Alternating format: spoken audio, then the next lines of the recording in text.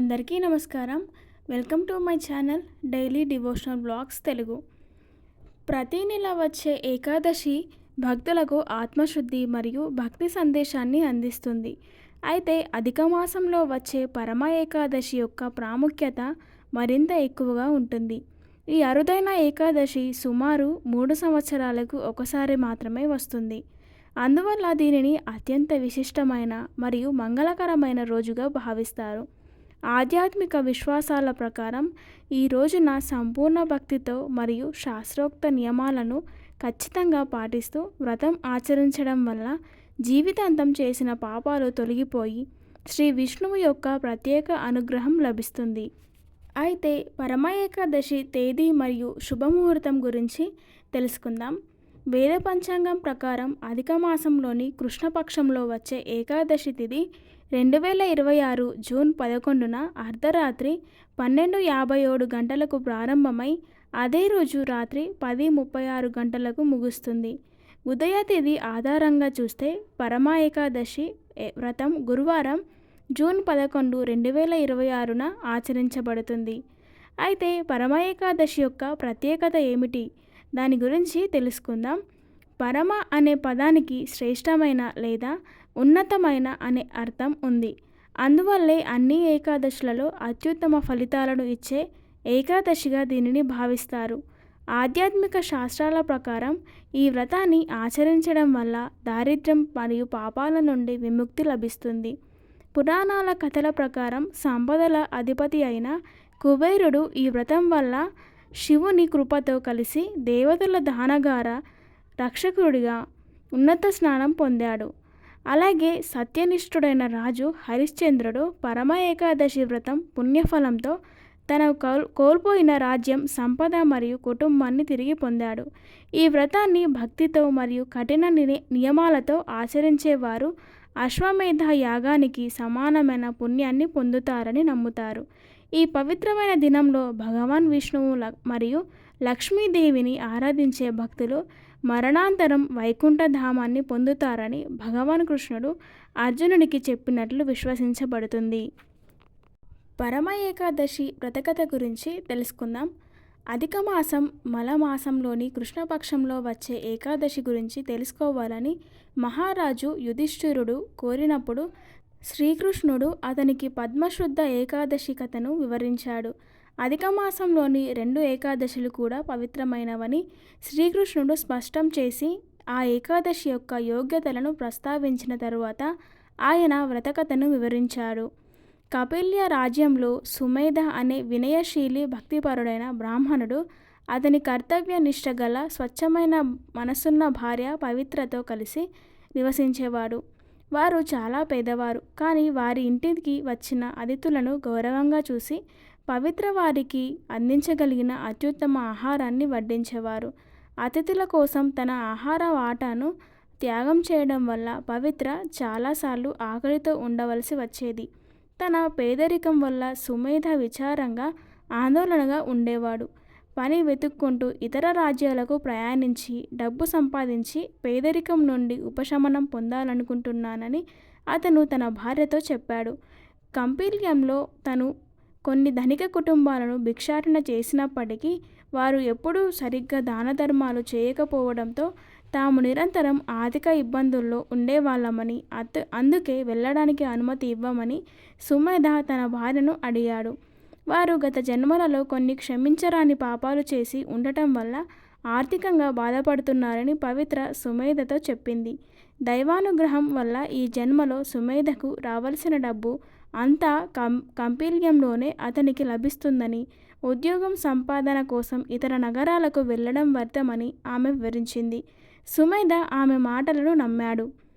ఒకసారి ప్రసిద్ధ ఋషి అయిన కౌండిల్యుడు సుమేధుని ఇంటికి అతిథిగా వచ్చాడు. పవిత్ర ఆ ఋషికి సౌకర్యంగా ఉండేలా తన వంతు కృషి చేసింది. వారి ఆతిథ్యానికి ముగ్ధురాలైన పవిత్ర తమ దారిద్ర్యాన్ని అధిగమించడానికి ఒక పరిష్కారం చెప్పమని ఆ ఋషిని అడిగింది. దానికి కౌండిల్యుడు అధిక మాసంలోని కృష్ణపక్ష ఏకాదశి అయిన పరమ ఏకాదశి నాడు వ్రతం ఆచరించమని సలహా ఇచ్చాడు. ఆ పవిత్రమైన పరమ ఏకాదశి నాడు వ్రతం ఆచరించడం వల్ల దారిద్ర్యం తొలగిపోయి గడిచిన ప్రస్తుత జీవితంలోని పాపాలన్నీ ప్రక్షాళన అవుతాయని ఆయన వివరించాడు. అంతేకాకుండా కుబేరుడు ఈ ఏకాదశి వ్రతాన్ని ఆచరించడం వల్ల స్వర్గలోకానికి ఖజానాధిపతిగా పదవిని పొందాడని కూడా కౌండిల్యుడు ఋషి చెప్పాడు. పరమ ఏకాదశి నాడు సుమేధ మరియు పవిత్ర పురుషోత్తముడైన విష్ణువు పట్ల భక్తి శ్రద్ధలతో వ్రతం ఆచరించారు. ఆ వెంటనే ఒక రాకుమారుడు కంపిల్యను సందర్శించి ఆశ్చర్యంగా సుమేధకు సంపదను, ఒక మంచి ఇంటిని, జీవనం కోసం డబ్బును దానం చేశాడు. దానితో ఆ నిరుపేద బ్రాహ్మణుని, అతని భార్య జీవితం సుసంపన్నమైనది. ఈ విధంగా పరమ ఏకాదశి వ్రతం ఆచరించడం ద్వారా వారి దారిద్ర్యం అద్భుతంగా తొలగిపోయింది. ఈ పరమ ఏకాదశి నాడు ఏమి చెయ్యాలి, ఏమి చెయ్యకూడదు అనే దాని గురించి తెలుసుకుందాం. పుణ్యప్రదమైన పరమశుద్ధ ఏకాదశి రోజు ఉదయం వేకువజామున స్నానం చేయాలి. భక్తుడు చిత్తశుద్ధితో ఉపవాసాన్ని పాటించాలని సంకల్పించుకోవాలి. భక్తి శ్రద్ధలతో పురుషోత్తముడైన విష్ణువును పూజించండి. ఇంట్లో ఆయనకు భోగం, పువ్వులు మొదలైనవి సమర్పించండి. విష్ణుమూర్తి గౌరవార్థం నెయ్యి దీపాన్ని వెలిగించండి. భగవంతుని ప్రతిమకు లేదా శాలిగ్రామ శిలకు చందనం లేదా కుంకుమ తిలకం పెట్టండి.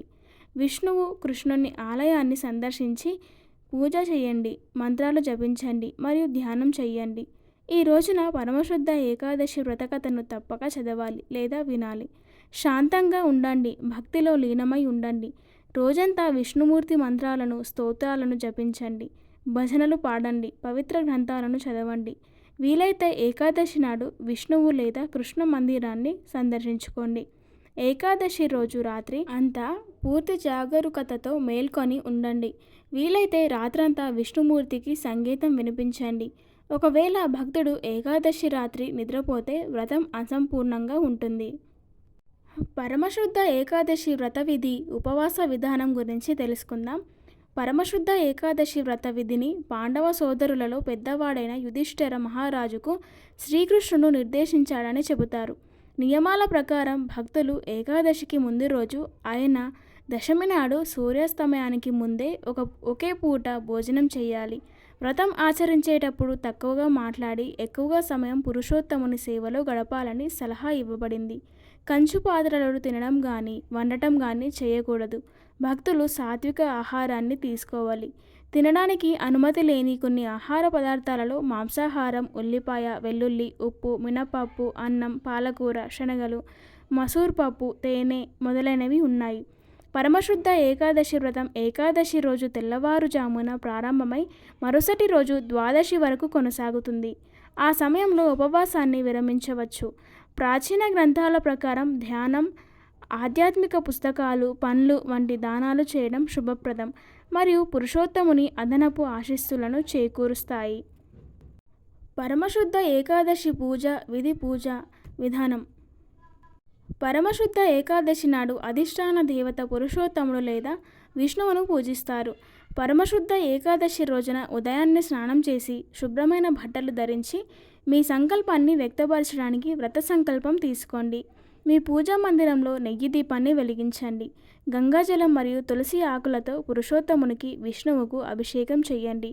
ఇంట్లో పవిత్రమైన శాలిగ్రామ శిల ఉన్న భక్తులు తులసి నీరు మరియు పంచామృతాలతో శాలిగ్రామానికి అభిషేకం చేసి దానిపై చందన తిలకం పెట్టాలి. తులసి ఆకులు విష్ణుమూర్తికి అత్యంత ఇష్టమైనవి కాబట్టి ఆయనను పూజించడానికి అవి చాలా ముఖ్యమైనవి. తాజా పువ్వులు సమర్పించి భోగం అందించండి. పురుషోత్తమునికి ఆరతి చేయండి. విష్ణువు, కృష్ణ మంత్రాలను జపించండి. ఏకాదశి నాడు విష్ణు సహస్రనామ పారాయణం పుణ్యం. ఈ రోజున విష్ణుమూర్తి భార్య అయిన లక్ష్మీదేవితో పాటు తులసిని కూడా పూజిస్తారు. నిరంతరం విష్ణు మంత్రాలను జపించండి. పగలు మరియు రాత్రి ఆయనను కీర్తించండి. సాయంత్రం మీ కుటుంబ సభ్యులతో కలిసి ఆరతి ఇవ్వండి. పగలు రాత్రి ఆధ్యాత్మిక స్థితిలో ఉండండి. పగలు రాత్రి జాగరూకతతో మేల్కొని ఉండటం వల్ల రాత్రిపూట సంగీతం వాయించండి. పరమశుద్ధ ఏకాదశి పూజ ప్రయోజనాలు. పరమశుద్ధ ఏకాదశి భక్తులందరికీ ఆకాంక్షణీయమైన శ్రీ విష్ణు పురుషోత్తముని అనుగ్రహాన్ని ప్రసాదిస్తుంది. పరమశుద్ధ ఏకాదశి మాల మాసం లేదా అధిక మాసంలో వస్తుంది. కాబట్టి ఇది ఒక ముఖ్యమైన మరియు పవిత్రమైన రోజు. ఈ రోజున చేసే పూజ ఐశ్వర్యం, అదృష్టం, శాంతి, మంచి ఆరోగ్యం, విజయం, శుభం, భౌతిక సంతృప్తి, లౌకిక మరియు ఆధ్యాత్మిక సుఖాలు, ధర్మబద్ధమైన జీవితం, కుటుంబ సభ్యుల మధ్య సామరస్య సంబంధాలు, ఆనందం, సమృద్ధి మరియు దైవిక అభేద్యమైన రక్షణను ప్రసాదిస్తుంది. ఓం నమో నారాయణాయ నమః. వీడియో నచ్చితే లైక్ చేయండి, షేర్ చేయండి. తప్పకుండా సబ్స్క్రైబ్ చేసుకోవడం మాత్రం మర్చిపోకండి. Thank you. నెక్స్ట్ వీడియోలో కలుద్దాం.